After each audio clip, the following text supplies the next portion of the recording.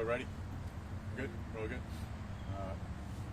First I want to say our prayers, our whole community should be praying for the 60-year-old male who was shot this morning, the 38-year-old female, and that female's 6-year-old juvenile daughter. Please pray for them. They're in critical condition right now. That family's going through a lot, and so for them and their entire family, please keep them in your thoughts and prayers right now, as we as the Sheriff's Office and we as a community need to help solve this crime. So it appears it is a targeted situation. We do not believe there is a public threat. We believe that this house was specifically picked by the suspects.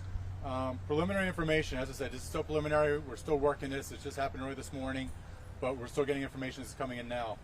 The main resident of the home, who was not at home at the time, last week had an altercation at an adult establishment in Tampa. Right after that incident, there was a road rage incident with the individuals that were involved in that incident in Tampa at that adult establishment. We believe there was a correlation between last week's incident and this morning's shooting. About 4:40 a.m., the 60-year-old father of the main resident, he arrives at the house, which is in Lake Padgett.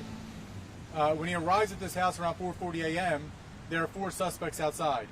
He ends up getting into a confrontation, altercation with these 4 suspects. They end up shooting him in the head. So after that, those 4 people, those 4 suspects go into the house.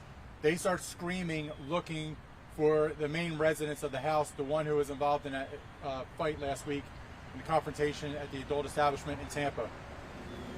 As they're inside their house, they keep screaming for him, looking for him. They actually enter the master bedroom. In the master bedroom is the main resident's girlfriend and their 6-year-old daughter. He ends up shooting the 38-year-old female in the head, and he shoots the 6-year-old daughter in the head also. As I said, they're in critical condition right now, but you just talk about something that just breaks your heart of anybody getting shot. There's no reason to shoot innocent people while they're sleeping in their beds. The suspects then fled the scene. A victim was able to notify 911. We arrived shortly thereafter. The 60-year-old male who was shot in the front yard was able to give us some preliminary information, but he very quickly had to be transported to the hospital. As I said, the 3 victims are in critical condition. Our victim advocates are available for the family and for anybody in the neighborhood who's just upset by what's going on, so, along with our chaplain program. Our chaplains are out there. Any neighbors, anybody who wants to speak to us, please go out there and talk to them, because I know it's nerve-wracking. You know, we want to reiterate this. It looks like it was a targeted incident. It looked like that home was specifically targeted by the 4 suspects.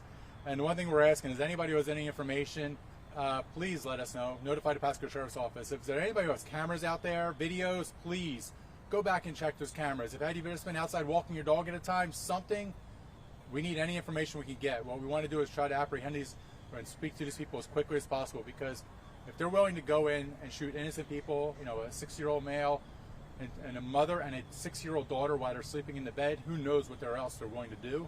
So please, we need information as soon as possible. And Sheriff, you said that there are 4 suspects. Have there been any arrests at all made? No, there's not at this point. We're still trying to narrow down as to who exactly we're looking for. The main resident of the home who was involved in that incident last week did arrive shortly after the deputies did, so we're just getting more information from them now. But the one thing, as soon as we get information as the suspects or people of interest, we want to put that out there as soon as possible, because we absolutely want to talk to these people. We want to find who did this, not only for, you know, for that 6-year-old daughter. That's what I go back to. I mean, how horrible is it? How evil must you be that you're shooting innocent people in their bed while they're sleeping? And to shoot a 6-year-old, that 6-year-old had nothing to do with anything. That 6-year-old was probably going to wake up, go to school, you know, do a normal kid's routine, be excited for the weekend, but now she's fighting for her life, because people who are just evil don't care about life. And that's the one thing. We live in a society now, unfortunately, where the respect for life is almost gone. And how do you not respect the life of a 6-year-old? How do you not respect the life of the mother who's sitting there, you know, sleeping with her daughter, trying to protect her, and then the grandfather who's outside? So this is what we go back to. You know, we as a law enforcement agency, we have a very tough job.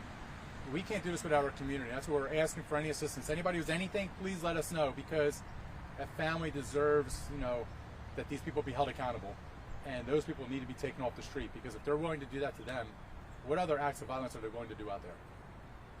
Any vehicle description or anything? No, not yet. And that's what we're trying to pull cameras right now. If anybody in the residence, anybody who has any cameras in that neighborhood, let us know. We want to start pulling some information. All right. Anyone else? We're good. Thank you all. Have a good day. Thank you.